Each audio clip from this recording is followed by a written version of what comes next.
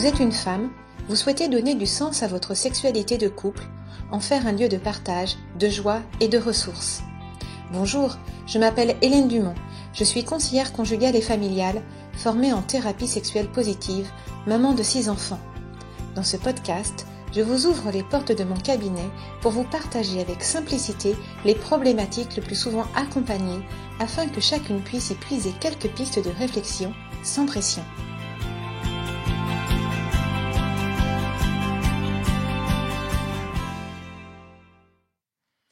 Bonjour Hélène. Bonjour Marie. Alors aujourd'hui, nous allons parler d'un sujet qui fait couler beaucoup d'encre, le fameux orgasme. Il fait tellement parler de lui d'ailleurs que vous recevez souvent des messages de femmes qui sont complexées du coup de ne pas en avoir.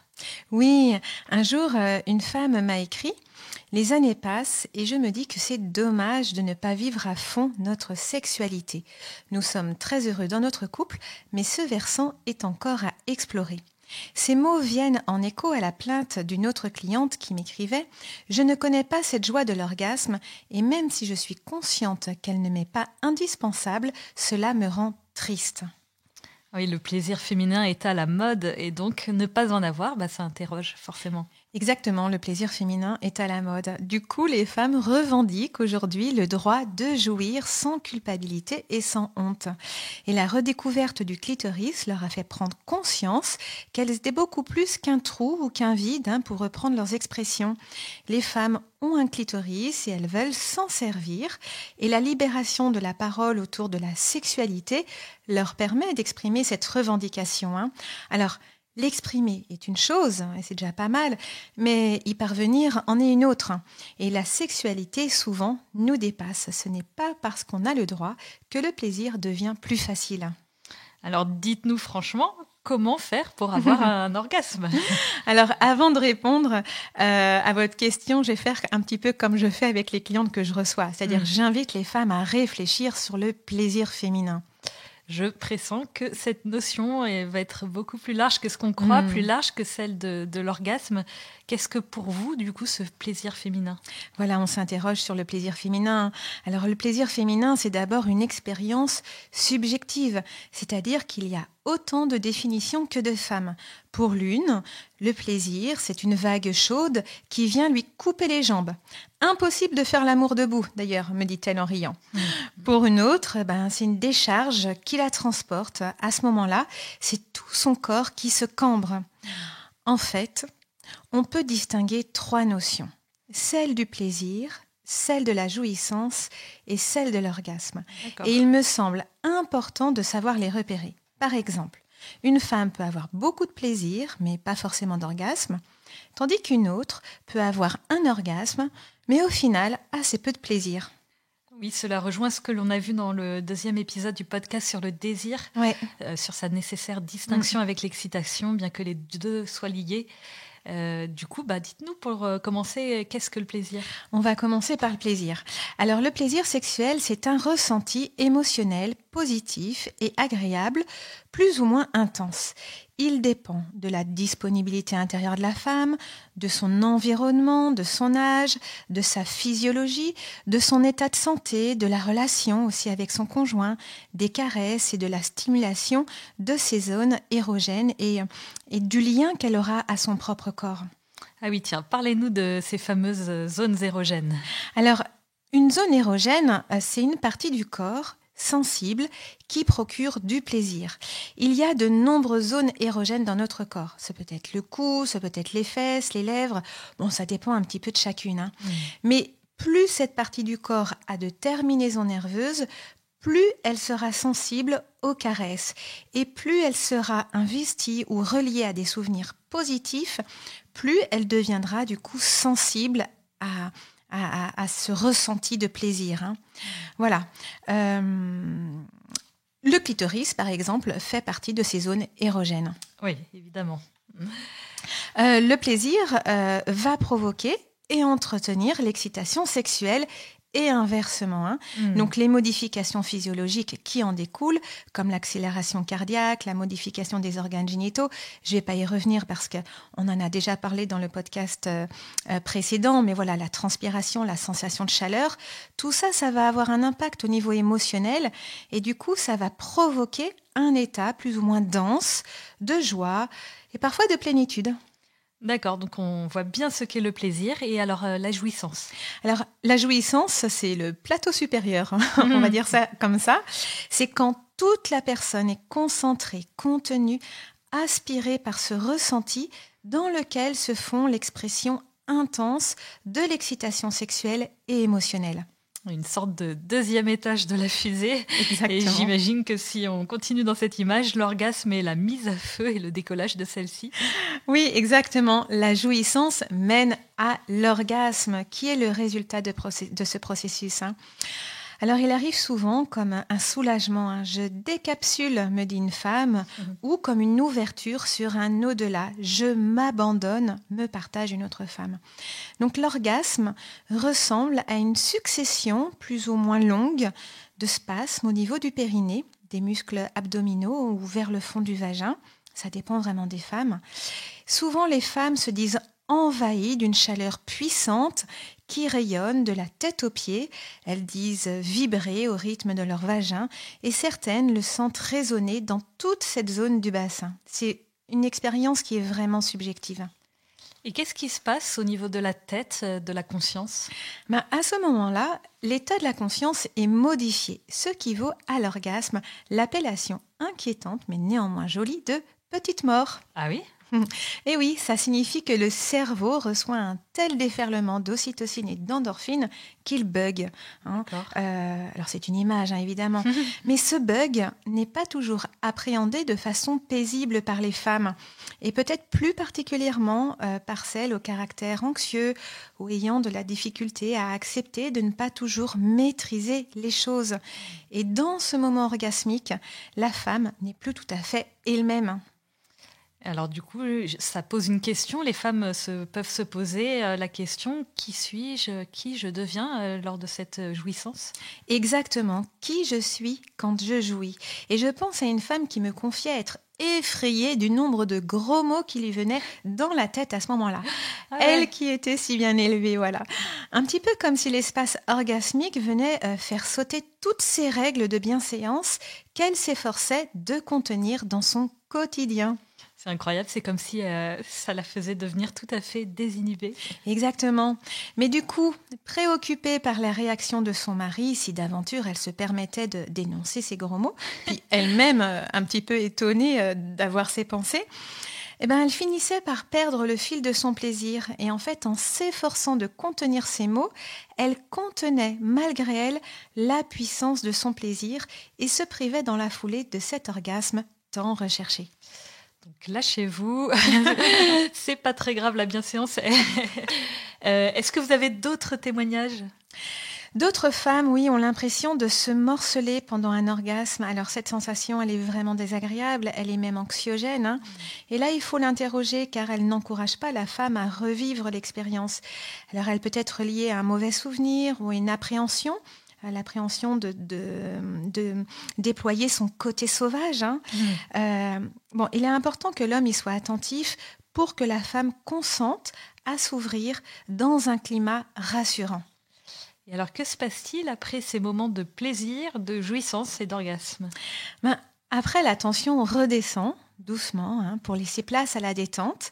Et on appelle ce temps la phase de la résolution. Et certaines s'endorment d'ailleurs après ce moment-là.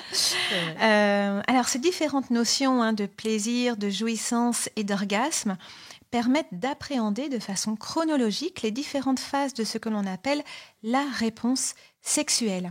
Et ce repérage est vraiment précieux parce qu'il permet à la femme d'accéder à une meilleure lisibilité du fonctionnement de sa sexualité.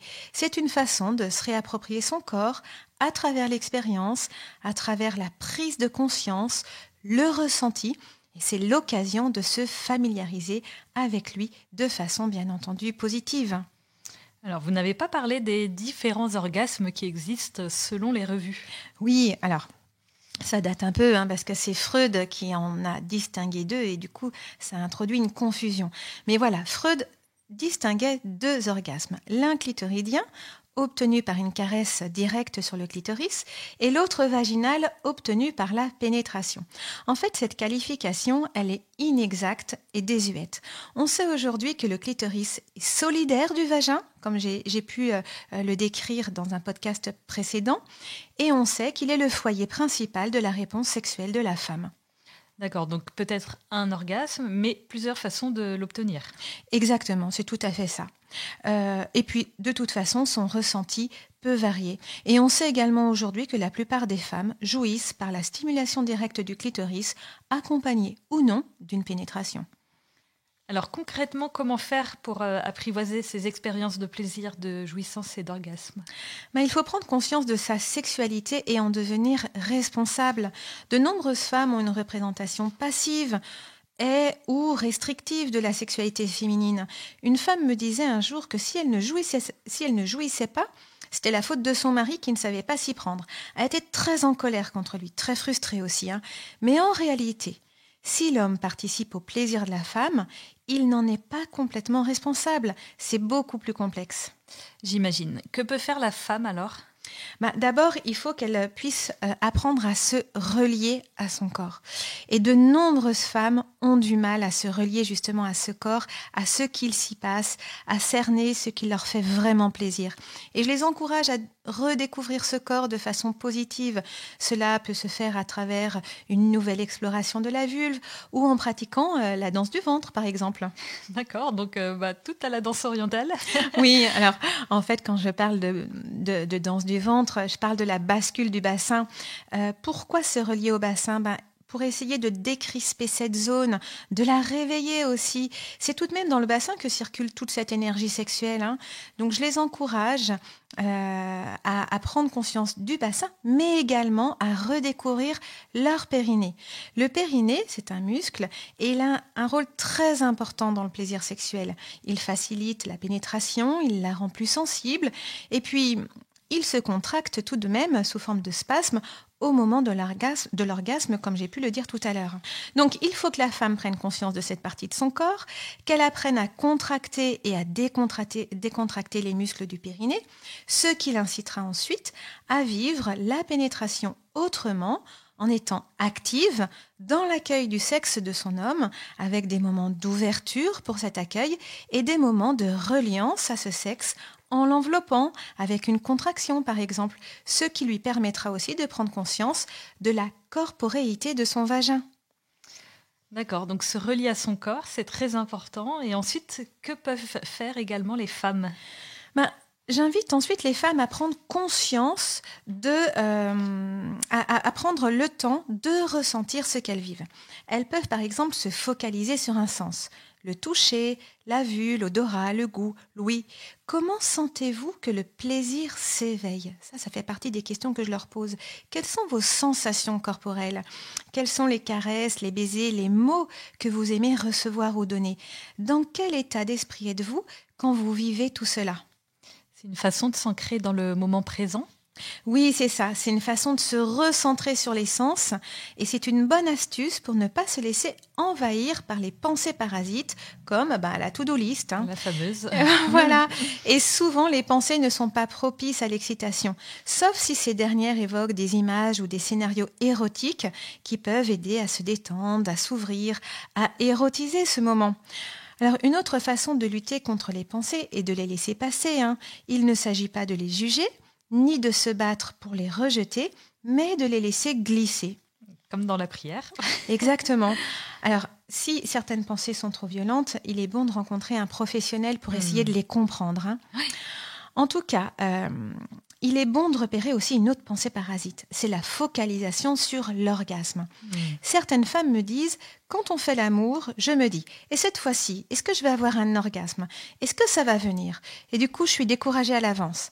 Alors, il est clair que cette focalisation n'aide absolument pas à l'ouverture orgasmique. En fait, l'idée est de se concentrer sur le réel de la rencontre amoureuse, le moment présent, et le reste arrivera de surcroît. Amen.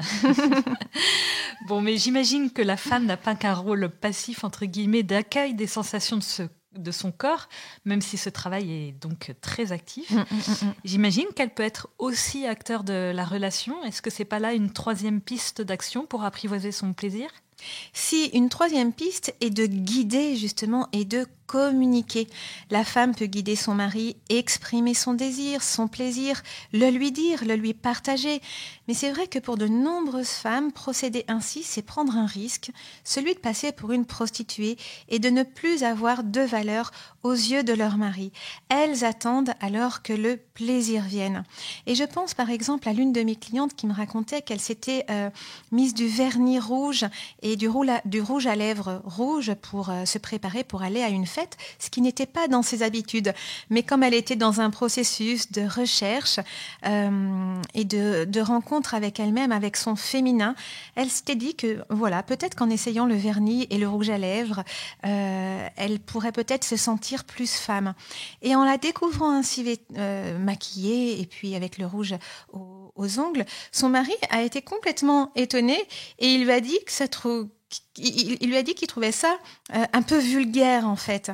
Et ma cliente a été très blessée, bien entendu, et du coup, ça ne l'a pas encouragée à se relier à la puissance de son plaisir féminin et encore moins à le communiquer dans la relation sexuelle.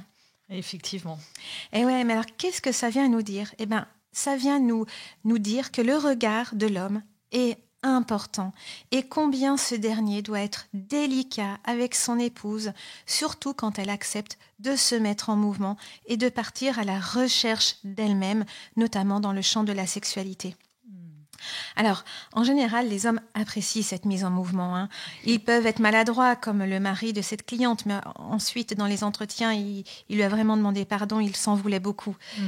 Il a juste été très étonné, quoi, voilà. Mais voilà, ils peuvent être maladroits, mais pourquoi ? Parce que ce mouvement-là, ça les fait bouger aussi. Ça vient les interroger sur... à quoi sont-ils prêts dans l'accueil du féminin de leur femme ? Qu'est-ce qu'ils sont prêts à recevoir ? Mais souvent, ils sont plutôt encourageants. Alors, non pas parce que cela pourrait leur donner plus de plaisir, mais surtout parce que cela les rassure. Pour un homme, contempler sa femme heureuse et abandonnée dans son plaisir confirme sa virilité et vient lui signifier qu'il est un bon amant. C'est donc gratifiant pour lui. C'est un cercle vertueux. Alors, j'aime rappeler aux couples que j'accompagne que dans la relation sexuelle, l'homme et la femme sont co-responsables et co-créatifs de leur plaisir mutuel et individuel. Et du coup, pour conclure, j'ai envie d'inviter les couples et les femmes et les hommes à réfléchir. Appréhender le plaisir et l'orgasme comme unique but n'est probablement pas la solution miracle de l'épanouissement sexuel. En fait, ce n'est pas tant l'intensité du plaisir qui est importante, ni l'orgasme, mais plutôt la façon dont la femme va accepter de s'interroger et de s'autoriser à jouir, de se laisser jouir dans le regard d'un autre, en considérant que cette jouissance se trouve au carrefour de son propre désir et du désir de l'autre. Merci beaucoup, Hélène. Merci de nous avoir écoutés. Si ce podcast vous a plu, n'hésitez pas à le partager autour de vous, à vos sœurs, vos amis, pour qu'elles puissent en bénéficier. Vous pouvez aussi mettre une note de 5 étoiles et un commentaire sur Apple Podcast ou iTunes si vous écoutez l'épisode grâce à cette plateforme afin que le podcast soit connu par le plus de femmes possible. Et si vous êtes branchés réseaux sociaux, rejoignez-nous sur le compte Instagram des podcasts de Famille Chrétienne et sur le groupe dédié au podcast sur la page Facebook de Famille Chrétienne. N'hésitez pas à faire part de vos interrogations, de vos remarques et suggestions. Et à la semaine prochaine!